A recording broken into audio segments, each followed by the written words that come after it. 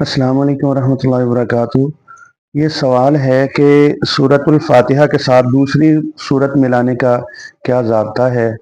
नमाज सिर्री हो यानी जिसमें बुलंद आवाज़ से किरात नहीं की जाती, उस नमाज में जहरी हो जिस नमाज में बुलंद आवाज़ से किरात की जाती है, उस नमाज में बंदा अकेला नमाज पढ़ रहा हो या जमात के साथ इमाम साहब के पीछे नमाज पढ़ रहा हो, तो इसकी क्या सूरतें हो सकती हैं।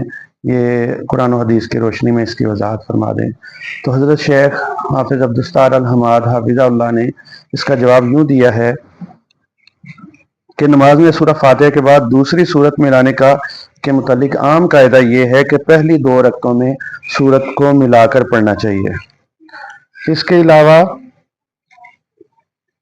किसी मौके पर सूरत को मिलाने की ज़रूरत नहीं। ये भी इस सूरत में है कि जब बंदा अकेला नमाज पढ़ रहा हो। अगर इमाम के पीछे है तो उसकी दो सूरतें हैं। नंबर एक सिर्री नमाज है यानी ज़ोहर असर है। नंबर दो जहरी नमाज है यानी जिन रकात में बावाज़ बुलंद इमाम साहब किरात करते हैं, जैसे कि मगरिब है, इशा है, फजर है।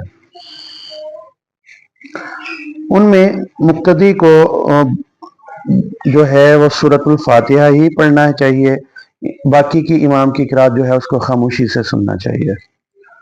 और जिन रकात में इमाम आहिस्ता किरात करते हैं यानी ज़ोहर असर की नमाज, उनमें मुक्तदी जो है मज़कूरा वाला कायदे के मुताबिक पहली दो रकात में सूरत फातिहा के साथ दूसरी कोई सूरत मिला सकता है। इनके अलावा दीगर रकात में सिर्फ फातिहा पर ही इक्तिफा किया जाए, सिर्फ फातिहा पढ़ी जाए। अकेला आदमी भी सूरह फातिहा पर इक्तिफा करते हुए पूरी नमाज अदा कर सकता है। बाज़ हालात में इसकी गुंजाइश है, जैसे कि हज़रत मुआज़ रज़ी अल्लाह अन्हु के पीछे नमाज ना पढ़ने वाले एक शख्स से रसूलुल्लाह सल्लल्लाहु अलैहि वसल्लम ने पूछा कि तुम नमाज में क्या करते हो। तो उसने जवाब दिया, मैं फातिहा पढ़ता हूँ, अल्लाह से जन्नत मांगता हूँ और जहन्नम से महफूज रहने का सवाल करता हूँ। तो आपने उस पर तस्वीर फरमाई थी। इस तरह पहली दो रकात के अलावा तीसरी और चौथी रकत में सूरह फातिहा के साथ कोई दूसरी सूरत भी मिलाई जा सकती है, जैसा कि हदीस में रसूलुल्लाह सल्लल्लाहु अलैहि वसल्लम आखिरी दो रकात में अंदाजन 15 आयात पढ़ते थे। ये अकेले की नमाज है। इससे मालूम हुआ कि सूरह फातिहा के अलावा मजीद किरात भी की जा सकती है, क्योंकि सूरह फातिहा की तो सिर्फ 7 आयतें हैं, यानी कि होना ये चाहिए। हाँ, इतना काफ़ी है।